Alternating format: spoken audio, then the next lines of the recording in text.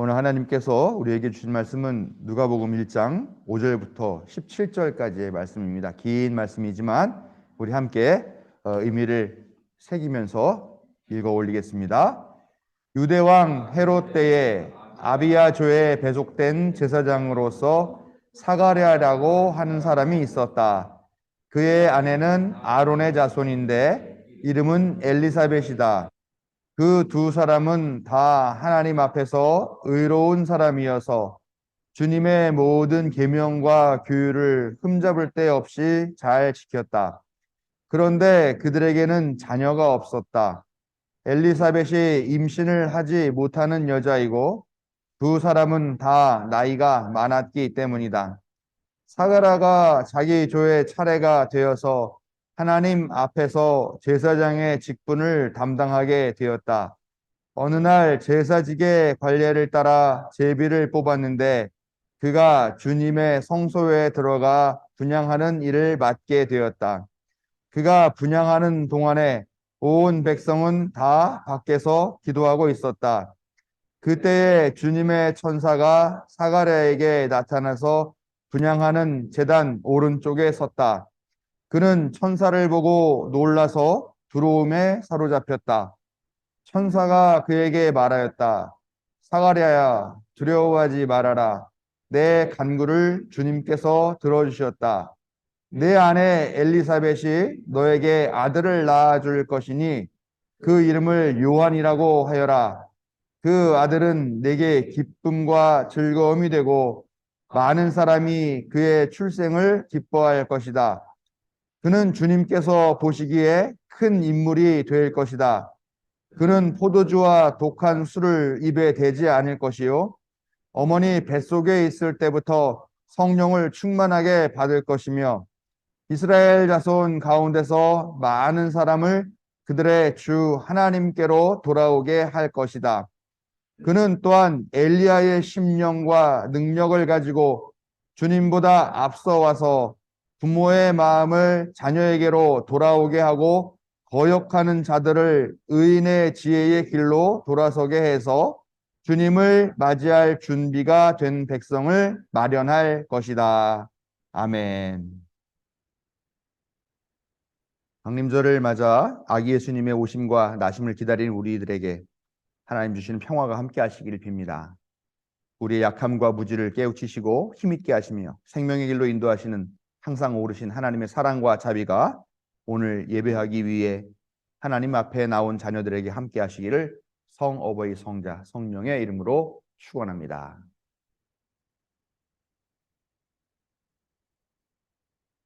매번 제가 이 강림절기 때가 되면은 그런 말씀을 드리는 것 같아요. 설교가 참 어렵다. 강림절과 성탄절 설교. 한 교회에서만 제가 벌써 한 20년 그렇게 목회를 하다 보니까 더 어렵게 되겠죠. 성탄절이나 또 강림절 관련된 본문은 딱 정해져 있잖아요. 많은 게 아니라 그나마도 마태와 누가에만 그렇게 나오고 있습니다. 그래봤자 그렇게 해서 뭐 한 두 장, 한 장 합쳐서 뭐 세 장, 네 장 정도밖에 안 되는 그런 작은 분량인데 그 한정적인 본문에서 매년 강림절과 성탄절을 포함해서 4번에서 5번씩 그렇게 20년을 하려고 한다면 아마 제가 그 사골국 우려 먹듯이 우리고 그렇게 설교를 하게 되지 않나 생각합니다. 이왕이면 좀 새로운 통찰을 드리는 그런 말씀을 전하는 마음이 있지만 매번 비슷한 소리를 할 수밖에 없는 것 그런 전하는 것에 한계가 있다라는 생각을 또 이번에 다시 한번 통감을 하게 됩니다. 그래서 그동안 제가 쭉 했던 설교를 보면서 어떤 내용의 설교를 하고 어떤 본문을 가지고 강림절과 성탄절 설교를 했나 쭉 살펴보니까 오늘 읽은 본문으로는 설교한 적이 한 번도 없더라고요. 지난 주일에 전했던 요셉 관련 본문도 처음이었던 것 같고요. 항상 아기 예수님이나 성모 마리아를 중심으로 그렇게 설교를 했던 것 같습니다. 또 마리아의 찬가 이렇게 여자를 높이시고 낮은 자를 높이시는 하나님을 찬양하는 그 마리아의 찬가를 중심으로 설교를 했던 것 같아요. 또 아니면은 뭐 들판에서 목자들 어떻게 보면은 힘든 일을 하는 신분이 아주 낮은 그런 사람들인데 그런 사람들을 소재로 한 그런 본문들을 가지고는 설교를 몇 번 했던 것 같습니다. 아무튼 오늘 그래서 이 본문을 가지고서 설교를 한번 해보면 그것도 의미가 있겠다라는 생각을 가지고 제가 설교 준비를 했는데 역시 힘들었습니다. 안 하는 이유가 있었더라고요.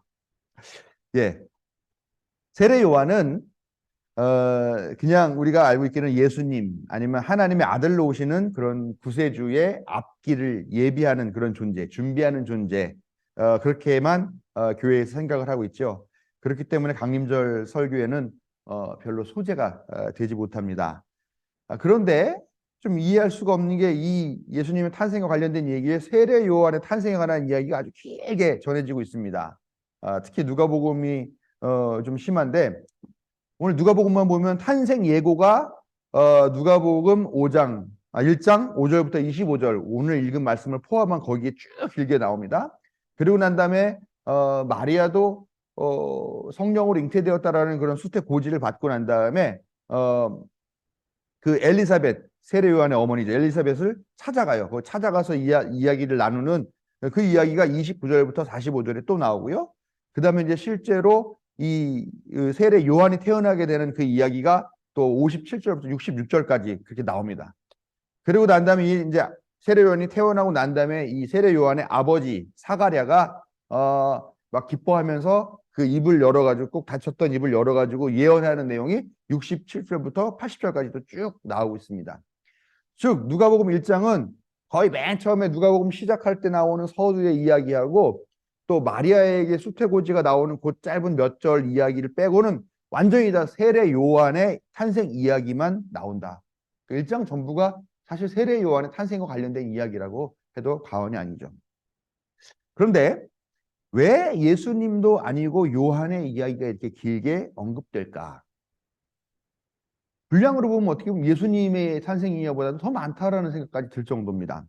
무슨 분명한 중요한 의미가 있으니까 이렇게 많은 분량을 할애하지 않았을까 하는 생각을 하게 되겠죠.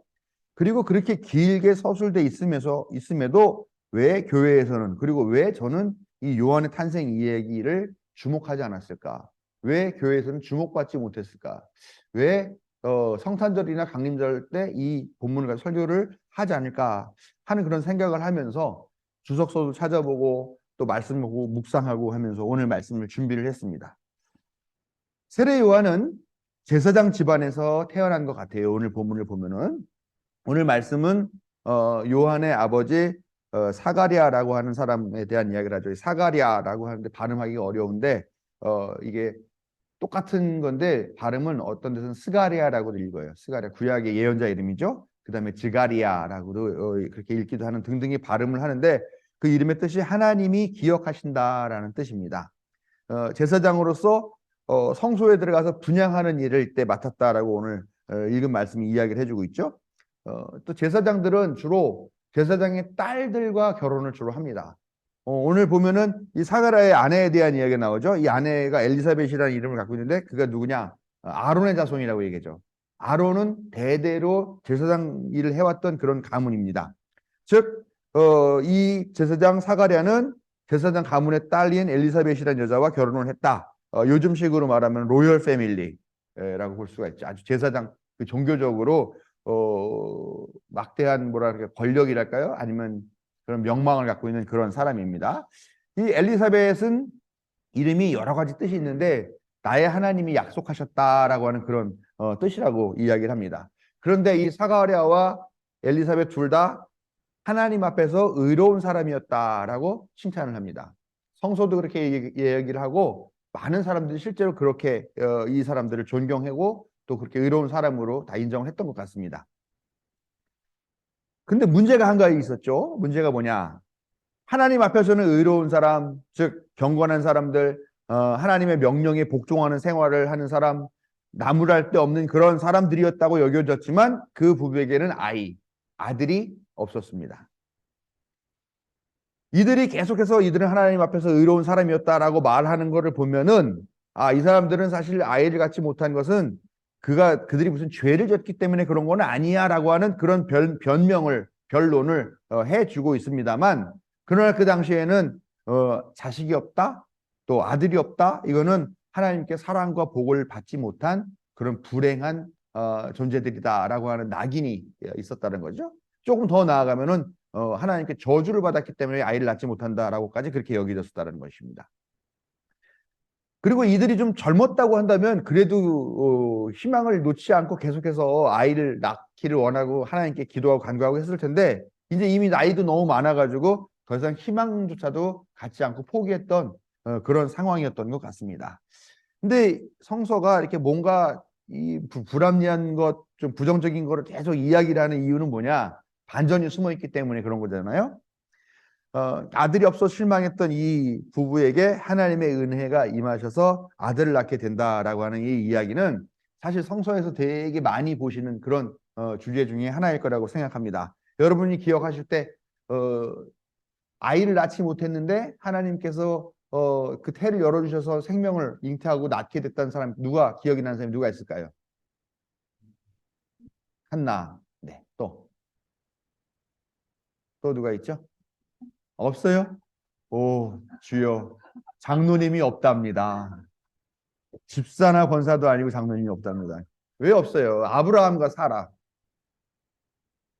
사라도 그랬죠. 거기도 나이가 많아가지고 아이를 낳는다니까 웃었잖아요. 그러니까 웃었냐? 이제부터 너의 이름을 뭐 사레라고 해라. 뭐 이제 뭐 이렇게 그런 얘기 하죠. 또 삼손도 그렇습니다. 삼손도 예. 아무튼 그렇습니다. 네.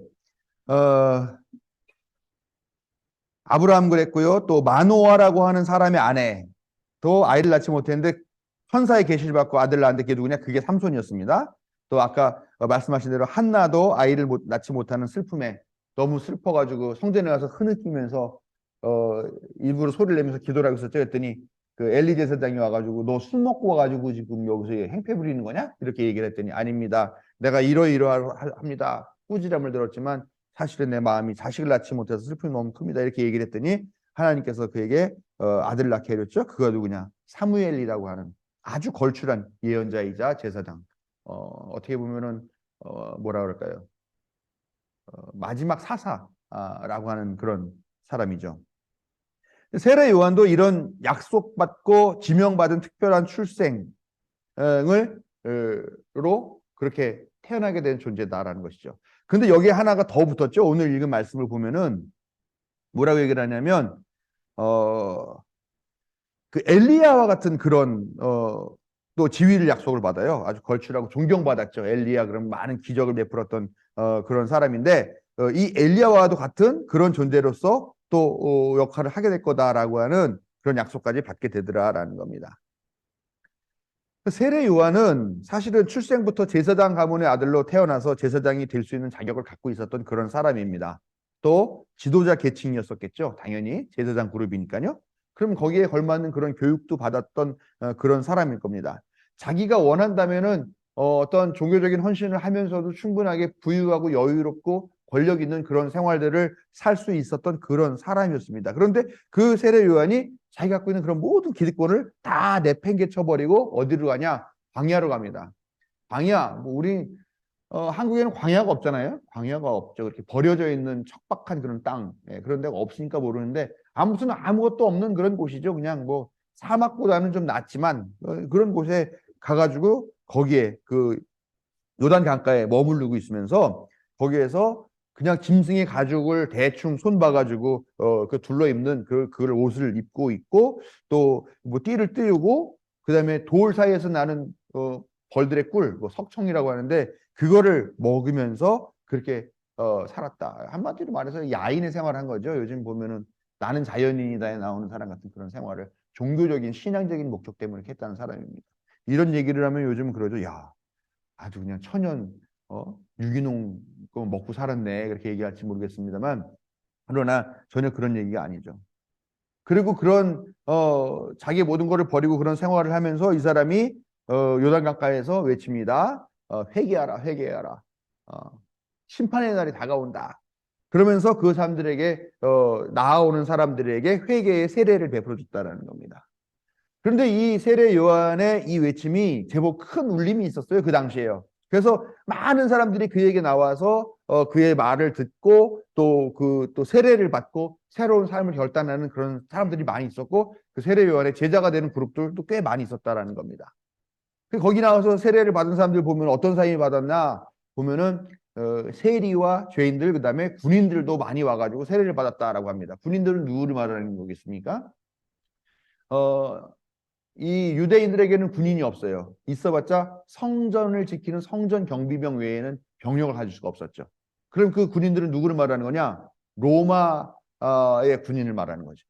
그러니까 로마 군인이면은 물론 이 유대인들 중에서도 로마 군인이 된 사람들도 있겠지만, 사실은 외국에서 온, 우리식으로 말하면 주한미군 같은 거니까 멀리 로마에서 온 사람들 텐데, 그 사람들의 마음도 울림을 주고 그 사람들도 회개의 세례를 받고자 하는 그런 정도의 영향력이 있고 또 영적인 울림이 있는 그런 말씀이었다라는 거죠. 세례 요한은 사실은 그 당시에 아주 잘 알려진 꽤 유명한 그런 예언자로 알려진 그런 사람이었습니다. 그렇지만 그 어떻습니까? 그 마지막은 우리가 다 알다시피 통치자가 자기의 동생의 와이프를 뺏어가지고 결혼하게 되는 이런 비윤리적이고 부도덕한 일, 망측한 일을 벌이니까 그걸 비판하다가 어떻게 됐느냐? 그 목이 베어져가지고 쟁반에 담겨서 그 딸에게 이렇게 바쳐지는 그런 비참한 죽음을 맞음으로써 그의 시대가 끝났다라는 겁니다. 마태복음과 누가복음에 따르면 예수님도 세례 요한에게 나와서 세례를 받았다라고 전하고 있습니다. 이 말은 뭐냐 하면은 예수님이 분명히 세례 요한의 제자였다라는 것을 암시를 하는 거죠. 왜냐면 우리가 세례를 받을 때 어떻습니까? 그냥 와서 그 지나가던 사람이 와가지고 이 말씀 좋네. 나도 이 말 좋으니까 세례 받고 갈래. 그런다고 그러면은 제가 그래요? 그럼 와서 받으세요. 그러고 지나간 사람 세례를 주진 않죠. 원래 세례를 받기 위해서는 일정의 수련도 해야 되고 학습도 해야 되고 하는 그런 과정들이 있죠. 아마 이 세례도 그렇지 않았을까라는 겁니다.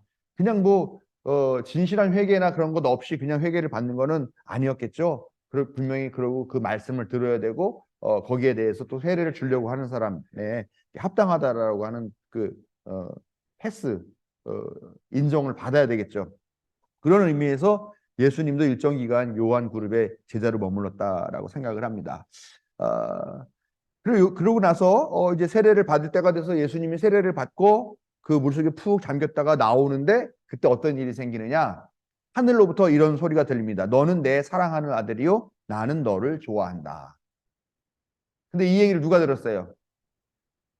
거기 있는 사람들이 다 들었나요? 누가복음에서는 예수님만 들으신 걸로 나와요. 예수님만 이 음성을 듣는, 요즘식으로 말하면 체험을 하신 거죠.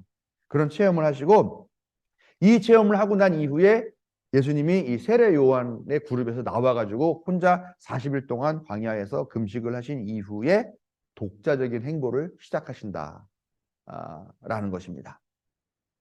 아마도 너는 내 사랑하는 아들이요 나는 너를 좋아한다라고 하는 이 음성을 듣는 이 체험을 통해서 예수님은 사람들이 난 죄가 많은 사람이야, 이 죄를 회개하고 세례를 받아야 돼, 받고 싶어, 그리고 세례를 받을래 하는 그 단계에서 멈출 것이 아니라 거기서 한 걸음 더 나아가서 이 세례하는 체험을 통해서 내가 하나님의 사랑받는 자녀다라고 하는 그런 자각, 그래서 하나님과의 친밀한 관계를 회복하고 하나님을 아버지 혹은 어머니로 모시는 그런 단계까지 나아가야 되는 것이 필요하다라고 깨달으신 것 같아요. 자기의 그 체험을 통해 가지고. 아무튼 그런 예수님과 세례 요한의 관계는 있는 것으로 보이죠. 세속적으로 보면 어떻게 보면 뭘까요? 경쟁자라고도 할 수 있잖아요. 세례 요한 파가 있고 세례 요한 파에서 갈라져 나간 예수파. 근데 세례 요한파는 상당히 크고 유명한 파였고, 예수파는 기껏 해봤자 제자들 12명 정도 데리고 또 그 위에 붙어있는 사람 몇 명 같이 여행하는 정도의 그런 작은 그런 관계였지만 경쟁자라고 할 수 있죠. 세속적으로 보면 그렇습니다. 어쨌건 예수님은 자기의 무리보다 훨씬 더 크고 유명했던 세례 요한이라는 사람의 영향을 받았고 그에게 가르침을 받았고 그 가르침과 영향을 바탕으로 해서 더욱 확장된 한 걸음 더 나아간 그런 신앙 고백으로 나아갈 수 있었던 것이고요. 그리고 나중에도 보면은 세례 요한에 대해서 뭐라고 얘기를 하냐면 세례 요한은 모든 예언자보다 더 큰 사람이다. 이 세상에 여자가 낳은 사람 중에 가장 큰 사람이다라고 이야기를 하면서 여전히 요한에게 존경심을 또 표현하고 있는 그런 모습을 보이죠.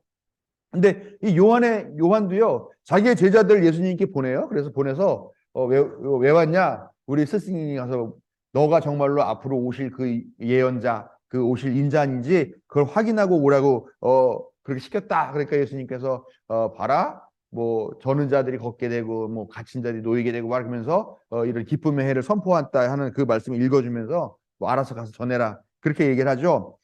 이걸 보면은 세례 요한도 역시 이 예수라고 하는 이 자기 한때 제자였던 사람을 유심히 보면서 그의 행보를 지켜보고 있었다는 걸 알 수가 있습니다.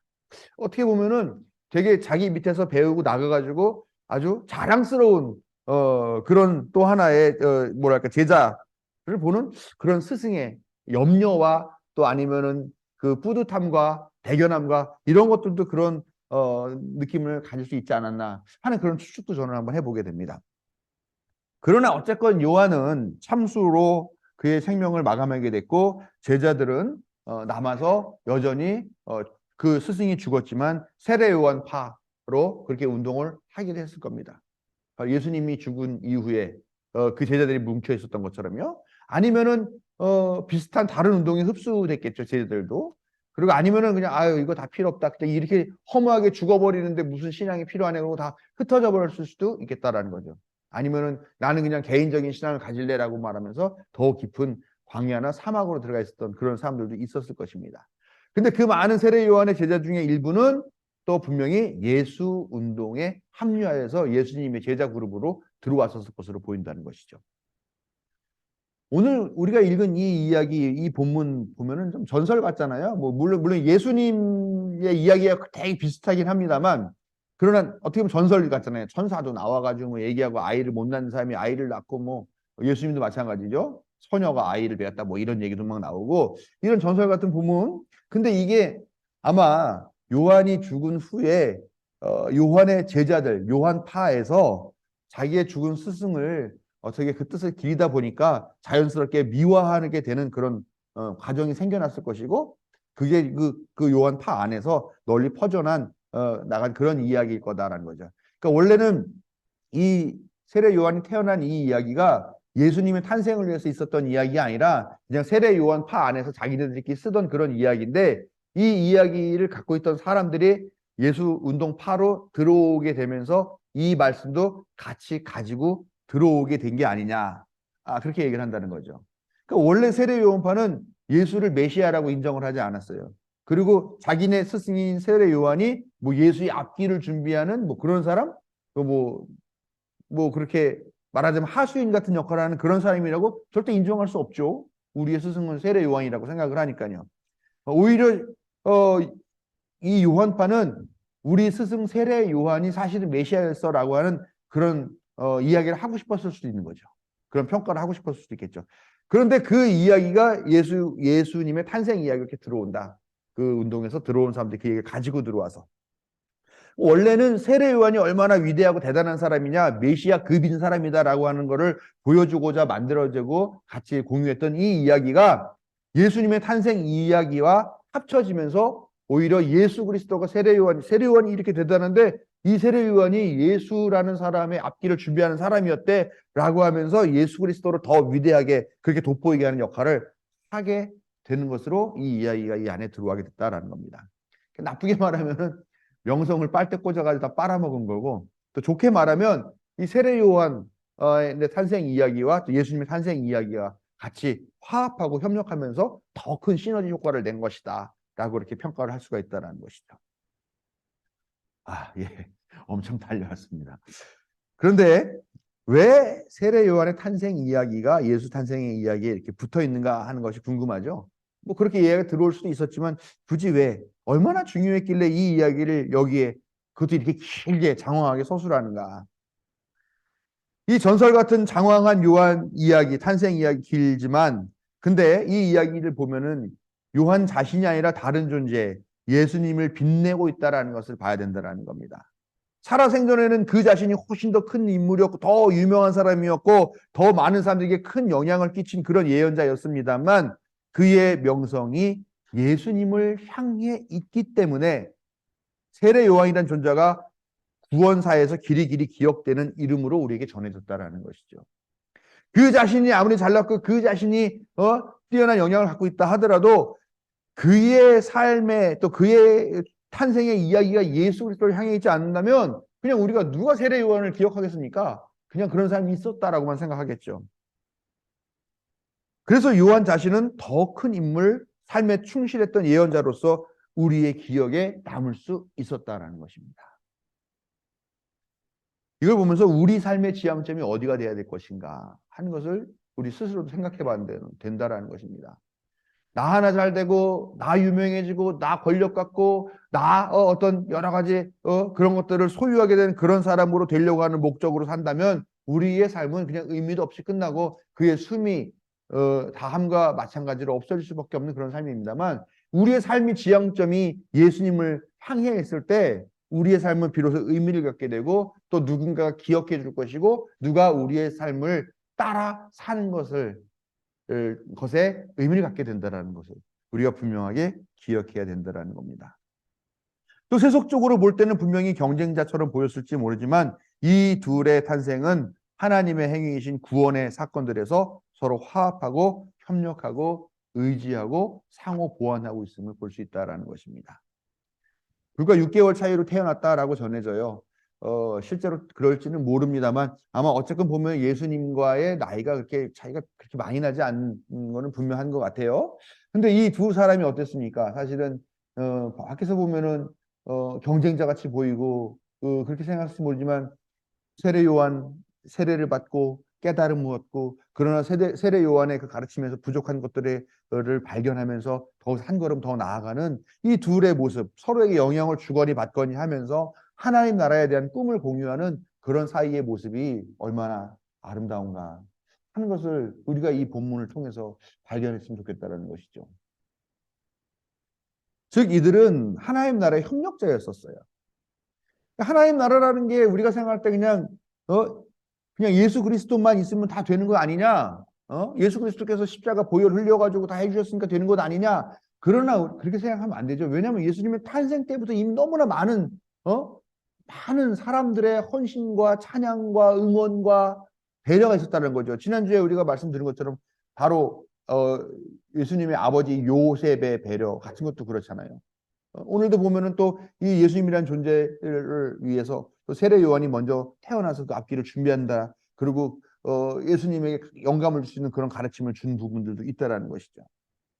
협력자, 또 준비하는 그런 사람이 필요하다는 거예요. 반드시 필요하다는 거예요.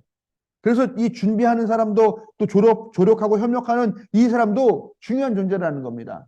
근데 우리는 계속 예수 그리스도만 본다는 거죠. 예수님이 주인공인 건 분명합니다. 그러나 세상에 어떤 영화를 봐도 주연만 있는 영화가 어디 있습니까? 다 그 주연을 돕는 조연급들이 있지요. 그 사람들이 주연을 더 돋보이게 하는 것이죠. 그런 협력과 그런 조력이 반드시 필요하고 그게 중요하다라는 것을 오늘 말씀은 우리가 우리 알려주는 게 아닌가 하는 생각을 합니다. 그러면서 이 말을 읽는 이 세례 요한에 관한 이야기를 읽는 당신도 바로 세례 요한과 같은 존재다라고 우리에게 말씀하고 계시는 건 아닌가. 저는 그런 묵상을 하면서 그런 느낌을 좀 받았습니다. 제가 오늘 설교가 말이 되게 빠르고 좀 그렇다는 생각이 드시죠? 장황하고. 오늘 읽은 이 본문은요. 신학자들도 왜 세례 요한의 이야기가 여기 이렇게 길게 장황하게 들어가 있는지에 대해서 명쾌한 해석을 내놓는 사람이 없더라고요. 주석서도 막 찾아보고 그랬는데 여러 가지 의미가 많이 있는데 해석이 분분하고 심지어는 의미가 모호하다 그렇게까지 나와 있습니다. 다 인정하고 있어요. 근데 이런 아주 공부 많이 한 신학자도 인정을 하고 있는데 저는 거기다 빗댈 것도 아니죠. 저도 잘 모르겠어서 횡설수설을 하고 있는 것 같기도 하고 그래서 그냥 막 원고를 막 읽은 것 같은 그런 느낌이 듭니다. 그러나 어쨌건 분명한 것은 예수님의 탄생이라고 하는 것이 어느 날 갑자기 하늘에서 그냥 뚝 신의 아들이 뚝 떨어지는 그런 것은 아니다라는 것입니다.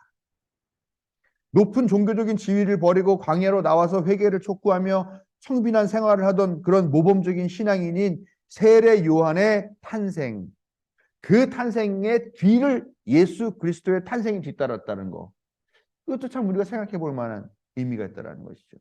누군가 와서 그 길을 예비하고 그걸 준비하고 그렇게 돋보이게 하는 그런 역할들 있기 때문에 우리는 예수님을 발견할 수 있었던 것은 아닐까라는 것이죠. 세례요한의 통찰과 깨우침이 예수님의 신앙 고백의 출발점이 되었고, 또 서로가 늘 지켜보면서 하나님의 길이 맞는지, 우리가 지금 맞는 길을 가고 있는지, 잘못된 길을 가고 있는 건 아닌지 끊임없이 그렇게 성찰했다라는 것이죠. 그리고 예수님의 탄생은 하나님 나라의, 그렇기 때문에 예수님의 탄생은 하나님 나라의 협력자들의 탄생이다. 또 그들의 탄생과 함께 이루어지고 있다라는 것을 우리가 기억해야겠다는 것입니다. 아기 예수님의 나심을 준비하는 우리 역시 하나님의 길을 묻고 찾아 따르며 그 나라가 오기를 기도하는 그런 협력자들의 모습이 되어야 한다는 것입니다. 세례요한과 같이 하나님 나라의 협력자, 하나님이 이루시는 구원 사역의 동참자가 되겠다는 다짐으로 이 강림절기를 보내는 성도 여러분들에게 하나님의 은혜와 자비가 함께 하시기를 축원합니다.